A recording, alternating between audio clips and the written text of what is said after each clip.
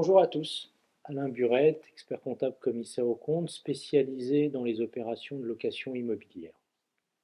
Aujourd'hui, je vais vous faire une petite conférence sur la location meublée non professionnelle. Alors, on distingue la location meublée non professionnelle de la professionnelle par rapport aux revenus qui sont tirés de ces locations. En gros, quelqu'un qui tire la majorité de ses revenus des locations meublées est considéré comme professionnel. C'est le cas de très peu de personnes parce que les critères à respecter sont très nombreux.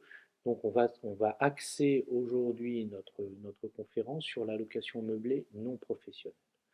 Alors, la location meublée non professionnelle, j'ai fait des conférences en appelant ça le dernier Eldorado fiscal.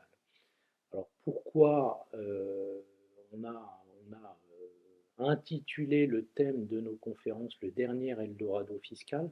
Eh bien on va le voir. On va voir d'abord parce que on va voir les différentes raisons. La première, c'est qu'il y a eu un accroissement très important ces dernières années de la fiscalité de l'immobilier, mais la fiscalité de la location meublée non professionnelle n'a pas été très impactée. Donc ça sera le premier thème de notre conférence.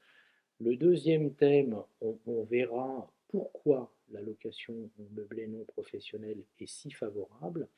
Et en troisième thématique, on regardera les pièges à éviter pour ne pas penser être loueur en meublé non professionnel alors que finalement on ne l'est pas. Donc la première chose, la fiscalité de l'immobilier en France a énormément progressé au cours de ces 10 dernières années. Alors tout d'abord par les taux.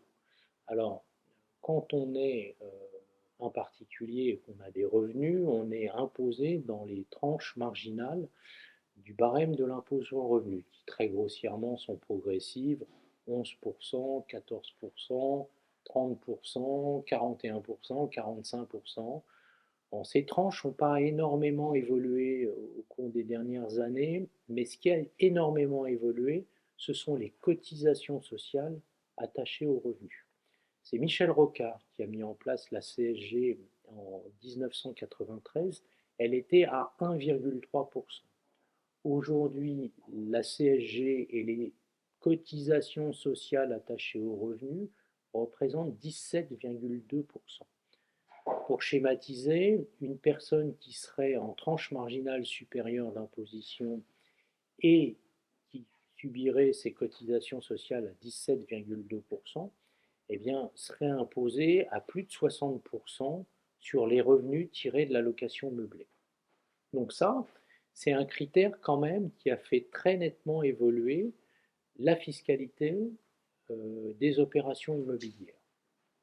L'autre sujet, l'autre sujet important, c'est que un certain nombre de dispositifs de défiscalisation immobilière existaient, les dispositifs Périsol qui sont devenus Robien, qui aujourd'hui s'appellent Pinel. Eh bien, ces différents dispositifs de défiscalisation immobilière ont été réduits dans le temps et sont de plus en plus difficiles à mettre en application et sont de moins en moins favorables. Donc, le thème de la formation n'est pas de parler de ces dispositifs, il faut simplement savoir qu'ils étaient très favorables il y a une quinzaine d'années. Aujourd'hui, ils sont de plus en plus difficiles à mettre en application et de moins en moins favorables. D'où la location meublée qui, elle, n'a pas été très impactée par les différentes réformes fiscales depuis un certain nombre d'années et qui garde un attrait très important. Alors, c'est la deuxième partie de notre exposé. On va voir pourquoi cette location en meublé, elle garde des attraits très très importants. Et il faut donc la comparer à la location nue. C'est quoi la différence entre une location nue et une location meublée? Bien, la location nue est imposée dans le régime fiscal des revenus fonciers.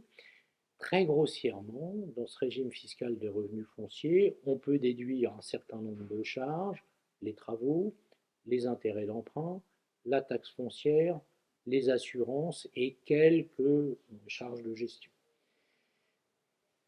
Les locations meublées, elles, sont imposées dans le régime dit des BIC, des bénéfices industriels et commerciaux, donc dans le régime des commerçants, pour faire simple.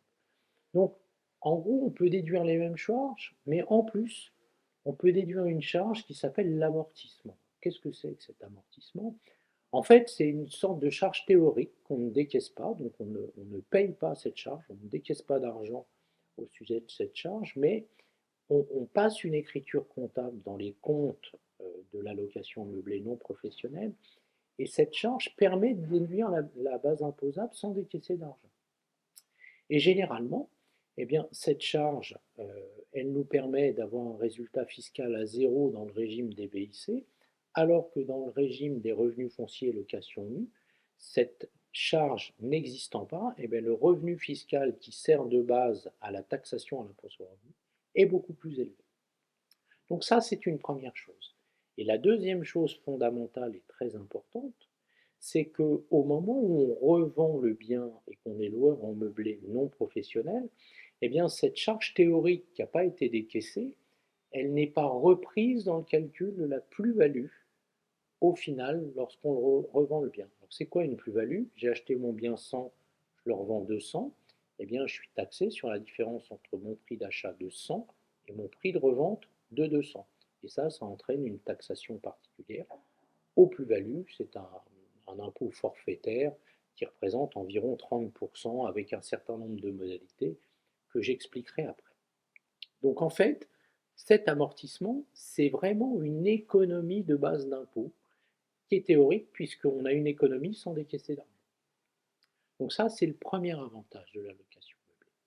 Le deuxième avantage, je parlais il y a quelques instants de la plus-value, eh bien, cette fameuse plus-value, j'ai pris l'exemple tout à l'heure, j'ai acheté un bien 100, je le revends 200, donc ma plus-value, c'est la différence entre 100 et 200, donc 100 de plus-value qui sert de base à la taxation. Eh bien, étant donné que la location en meublé, qui est un régime fiscal des commerçants pour les revenus, a un régime fiscal des particuliers pour les reventes. Et le régime fiscal des particuliers pour les reventes a cette particularité, c'est qu'au fur et à mesure du temps, le taux de taxation de la plus-value s'amenuise. En gros, pour faire simple, au bout de 30 ans, si vous avez détenu votre bien 30 ans, je reprends mon exemple de tout à l'heure, j'ai payé mon bien 100, je le revends 200, j'ai 100 de base taxable, et bien au bout de 30 ans, la base taxable est réduite à zéro et je ne paye pas d'impôt. Donc, si je garde mon bien 30 ans, en location meublée non professionnelle, j'ai bénéficié de l'amortissement du bien et en plus, ma plus-value à la sortie n'est pas taxée. C'est l'addition de ces deux choses qui rend la location meublée non professionnelle beaucoup plus favorable que l'ensemble des autres investissements. Je ferai une vidéo particulière sur la location meublée professionnelle qui peut être plus avantageuse mais porteuse de risques inhérents beaucoup plus importants sur les taxations si on ne respecte pas exactement les critères. Voilà, donc il faut bien comprendre que la location meublée non professionnelle aujourd'hui reste un des systèmes fiscaux dans l'immobilier le plus attractif, reste le système fiscal dans l'immobilier le plus attractif. Alors, il y a un certain nombre de pièges qu'il faut éviter. Et ça sera la troisième partie de cette petite conférence. Quels sont les pièges à éviter en termes de location meublée? Alors, la première chose, c'est opter pour le régime fiscal des sociétés de capitaux, le fameux impôt sur les sociétés. Parce que l'impôt sur les sociétés, il a le même avantage que la location meublée non professionnelle, il permet d'amortir le bien avec cette charge théorique non décaissée qui permet de déduire, de diminuer la base fiscale d'année en année. La grosse différence avec la location meublée non professionnelle, c'est qu'au moment de la revente, eh bien, la plus-value remet les amortissements que vous avez pratiqués dans sa base. Je prends mon exemple de tout à l'heure. J'ai acheté mon bien 100, je le revends 200. Je suis en location meublée non professionnelle. Ma base de taxation, c'est la différence entre mon prix d'achat de 100 et mon prix de revente de 200. À l'impôt sur les sociétés, j'ai amorti mon bien, donc il valait 100 comptablement la première année, et à l'issue de la période d'amortissement, il vaut 0. Eh bien, ma base taxable à la plus-value, c'est la différence entre 0 et 200, donc j'ai une base taxable de 200. Et en plus, je n'ai aucun abattement sur cette plus-value, cette base taxable de 200.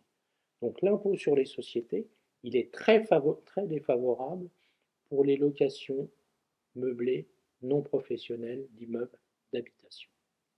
Deuxième piège à éviter, inscrire, acheter son bien au travers d'une société civile immobilière. Pourquoi? C'est tout simple. La location meublée en termes de fiscalité est considérée comme une activité commerciale. Une activité commerciale exercée dans une société civile immobilière, mais automatiquement la société a l'impôt sur les sociétés. Je viens d'expliquer il y a quelques instants que l'impôt sur les sociétés était très défavorable. De ce fait, vous mettez votre bien dans une société civile immobilière qui est taxée de manière automatique du fait de la commercialité de l'investissement immobilier en fiscal, eh bien, vous êtes à l'impôt sur les sociétés, donc dans une situation très défavorable. Troisième chose à bien connaître, dans le régime de la location meublée, dans les options fiscales, vous pouvez choisir une base d'imposition forfaitaire ou une base d'imposition réelle. C'est quoi la différence entre les deux? Quand vous prenez une base d'imposition forfaitaire, eh bien, la déclaration de vos revenus est très simple. Dans votre déclaration de revenus, vous inscrivez les loyers que vous avez payés au cours de l'année. L'administration fait une déduction qui est généralement égale à 50% et vous êtes taxé sur la moitié de la base que vous avez déclarée, c'est-à-dire la moitié des revenus encaissés sur l'année. Mais en fait, si vous avez encaissé 10 000 euros de loyer, vous avez un abattement de 50% et ça vous donne 5 000 de base taxable qui rentrent dans votre déclaration de revenus. Et donc, vous n'avez pas bénéficié du régime de l'amortissement. Si vous optez pour une déclaration au réel, c'est-à-dire la tenue d'une comptabilité, alors vous allez pouvoir passer votre amortissement et très généralement, votre base d'imposition annuelle est égale à zéro ou proche de zéro. Donc il y a un avantage énorme. J'ai fait le calcul sur un investissement de 400 000 euros sur 15 ans financé à 3%.